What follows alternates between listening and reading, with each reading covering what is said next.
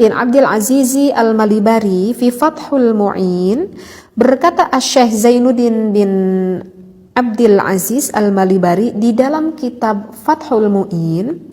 Di sana kalau para santri ini udah populer kitab Fathul Mu'in ya. Jadi itu kitab fikih yang banyak sekali dipelajari di pesantren-pesantren. Nah, bagi yang pernah ngaji kitab Fathul Mu'in, di sana kita akan menemui faslun fil kafaah ya. Di sana kita akan menemui faslun fil kafaah, bisa dibuka lagi referensi kitabnya.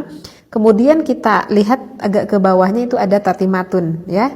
Ada tatimatun, di sini ada pembahasan yang mengatakan seperti ini. Jadi di dalam tatimatun itu yang membahas fi bayani ba'di adabin nikah ya, di dalam menjelaskan sebagian adab-adaban tentang nikah. Nah, ada yang dikatakan oleh Syekh Zainuddin, referensinya seperti ini.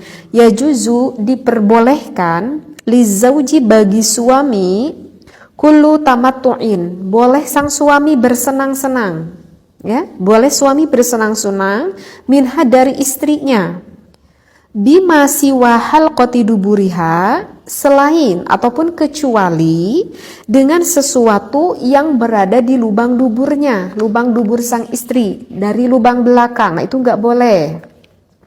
Walau bimasyi badriha. Nah, kecuali nih, walau bimasyi badriha, yang diperbolehkan itu walaupun sang suaminya itu sampai menghisap klitoris sang istrinya. Nah, jadi di dalam kitab Fathul Mu'in yang berkata Syekh Zainuddin bin Abdul Aziz, di sana dikatakan hukumnya diperbolehkan sang suami menghisap klitoris sang istrinya. Nah, begitu juga sebaliknya, sang istri juga diperbolehkan untuk mengulum milik sang suaminya yang kita kenal dengan gaya 69 ini gitu ya. Nah, jadi bagi sang suami ataupun sang istri, jika hal itu memang dianggap diperlukan dan saling menyukai, maka tak perlu ada keraguan kalau berbicara di dalam ilmu fikih, ulama di dalam mazhab Imam Syafi'i memperbolehkannya. Dengan syarat sang istri dan juga sang suami saling suka ya, saling meridhoi seperti itu.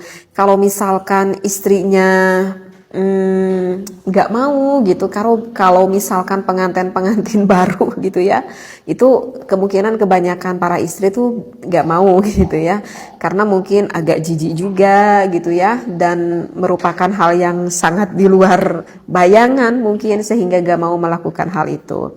Nah, tetapi kalau misalkan dengan berjalannya waktu dengan sedikit suami merayu begitu ya, kebanyakan sih wanita tidak akan merasa keberatan sih seperti itu. Nah, saya tidak tahu ya bagaimana yang dirasakan oleh suami dan juga istri Anda di rumah gitu ya.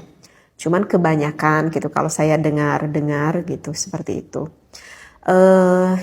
Cuman sih yang perlu diingat ya, di dalam berbagai gaya gitu ya, di dalam berbagai gaya ini sih sebetulnya ya memang tidak perlu diajarkan juga ya. Maksudnya tak perlu diajarkan karena dengan instingnya nanti suami istri juga sih akan memahami apa yang dia inginkan sebetulnya. Jadi yang ingin saya titik beratkan di sini itu adalah bukan gayanya itu sih sebetulnya, tetapi hukumnya itu apakah diperbolehkan atau tidaknya. Jadi yang ingin saya sampaikan bukan gayanya tetapi hukumnya. Nah, kalau bertanya hukumnya di dalam fikih ya diperbolehkan. Dan harus diingat ya, wahai para suami dan juga istri, di dalam melakukan berhubungan seksualitas itu merupakan ibadah ya, itu merupakan ibadah bahkan yang besar sekali pahalanya. Jangan dikira ini bukan ibadah, ini adalah suatu ibadah yang besar sekali pahalanya dan banyak sekali kemanfaatannya.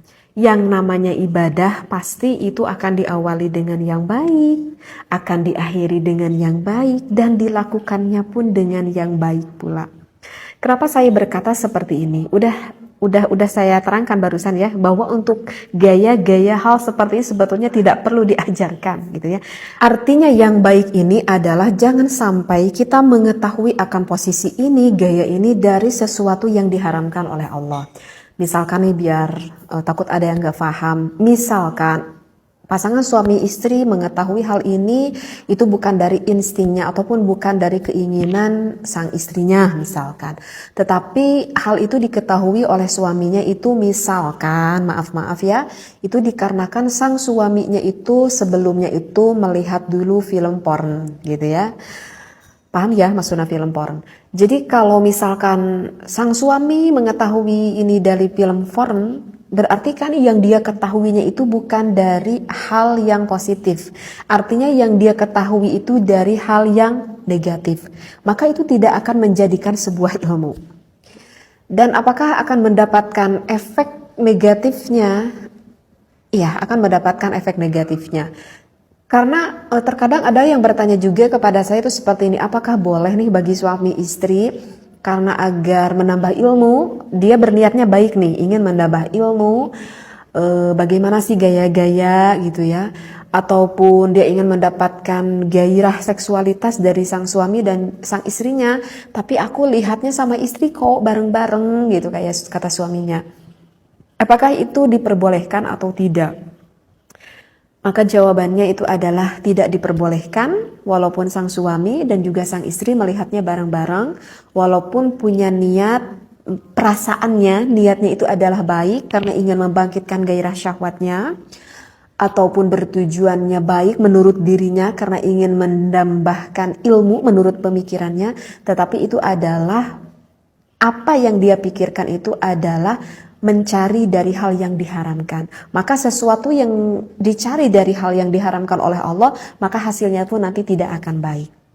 Berbeda dengan saya mengetahui misalkan posisi ini gitu ya, misalkan ataupun posisi yang lain, tetapi saya mengetahuinya itu adalah dari ulama, dari kitab. Saya dikaji ini waktu saya di pesantren gitu ya, saya dikaji gitu ya.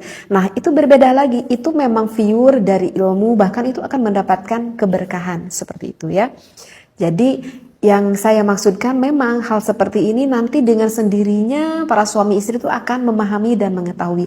Hanya saja yang harus kita ketahui adalah hukumnya itu. Apakah hukum yang kita lakukan ini betul atau tidak. Agar kita tidak terjerumus akan sesuatu yang diharamkan oleh Allah. Nah kalau misalkan kita gak boleh lihat dulu film porn itu alasannya kenapa gitu ya. Karena kalau saya nerangkan sekarang nanti panjang lagi ya pembahasannya. Insya Allah nanti akan saya khusus membahas tentang hal itu ya. Jadi apa yang saya disampaikan sekali lagi mohon jangan berpikir negatif begitu ya, ambil positifnya, ambil ilmunya supaya kita tidak terjerumus akan apa yang tidak diridhoi oleh Allah Subhanahu wa taala. Wallahu a'lam wa billahi taufiq wal hidayah. Wassalamualaikum warahmatullahi wabarakatuh.